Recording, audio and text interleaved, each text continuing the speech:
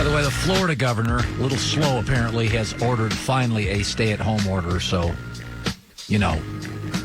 thank you for protecting your citizens. Yeah, apparently the governor of Florida finally, put the remote, turned the TV on and sees what's happening. I don't know, in the world. So I see this ex-Ravens scout, my buddy Daniel Jeremiah, used to be a scout for the Ravens. And he was looking through some old stuff the other day, and he found a document he received in his time with the Ravens, who descended from the Cleveland Browns after they moved from Baltimore. And it was what Belichick's ideal offense looks like. And it's really fascinating. Every position, every single position. I mean, this looks like, it's 1991, so it's like 35 years ago, how many years that is. But the quarterback situation, the quarterback script is very interesting. So this is Belichick in 1991 when he was in Cleveland. Number one for a quarterback is to make good decisions, then arm and size and toughness leadership. Okay, accurate rather than a guy with a cannon. Emphasis on our game will be on decisions and accuracy. He needs to be intelligent, confident, but not as much as field awareness. Judgment. Can't be sloppy fundamentally. The quarterback has to be able to throw the ball with accuracy. Now you see why they don't want Cam? He mentioned judgment twice, accuracy 3 times. Cam's not his guy. So when all these things come out, Bill Belichick has not changed. You can say what you want about Cam. Accuracy is his weakness. Bill mentions it 3 times in 1991. Judgment, not great. He also mentions twice mechanics. Footwork, drops, release. Can't be sloppy fundamentally. Cam is talented, but his mechanics, to me, are way below average. So accuracy and mechanics, way below league average. Well, that's what matters to him. The third thing is judgment, and sometimes Cam has good judgment. Sometimes he doesn't.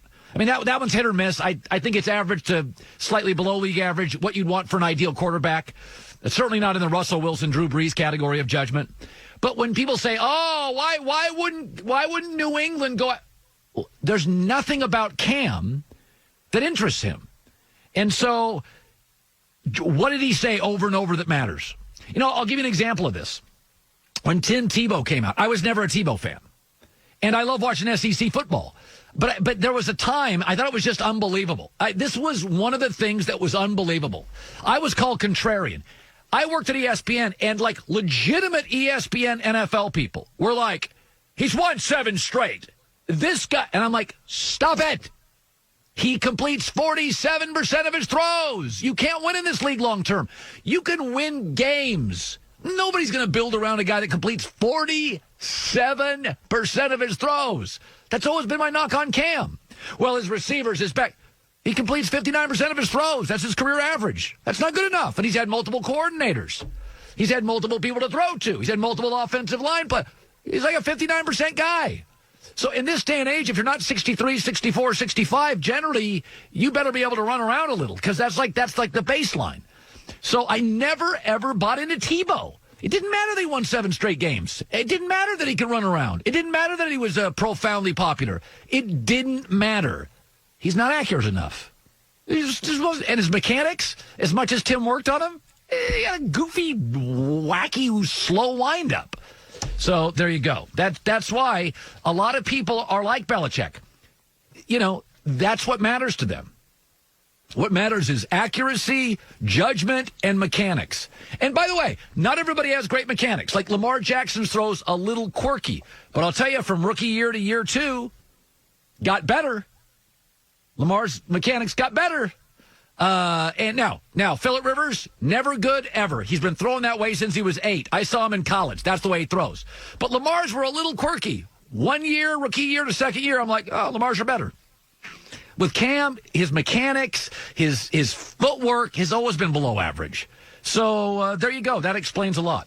I also saw this. NBA players now are discussing today's their last paycheck for a lot of players, right? If the season doesn't go on. And the one thing I'd like to say about this virus, and I said this to start the show, the NBA cannot worry about perfect. It's a new normal. By the way, Go right into the playoffs. Regular season's done, 67 games. Yep. Empty arenas. Yep. Centralized location. Consider it. Get out of perfect. Okay, we're not living in that world. But I also think what the NBA is doing and what I'm hearing, I got a text today on this. There's a lot of confidence within NBA player executives and owners, and it's building. They're going to get this season in. The NBA is convinced they're going to get this thing in. This is what I like to hear. They're not seeking perfect. This is abnormal. This is suboptimal. The NBA, let's not talk about China. I don't believe anything out of China. I don't care about their data. I don't care about the Chinese Basketball League. I don't want to compare us to China. I don't want to compare us to Europe. It's America. New York's got a real crisis. It's not great in Michigan, Louisiana either, or Jersey. The NBA is managing this and discussing things we all need to discuss. By the way, I think there's opportunities here to shorten the NBA season or at least change when it starts. And I'll give you an example. Some of this stuff, we're going to become a more efficient nation with this. Airports are far more efficient today than they were pre-9/11. From tragedy comes change. From the virus comes change. There are parts of this country that will actually learn from this. I'll give you an example. I think fewer people will go to work and more people now, 10, 12, 15% of the economy, people are going to start figuring out, I can work from home. I worked from home for 2 months. I was just as productive. What does that mean? Less traffic, less smog, less pollution, less crowded roads, less car deaths. Like if that comes out of this, then about 8% of the population 10 decides, you know what? That Zoom company, I can actually work from home.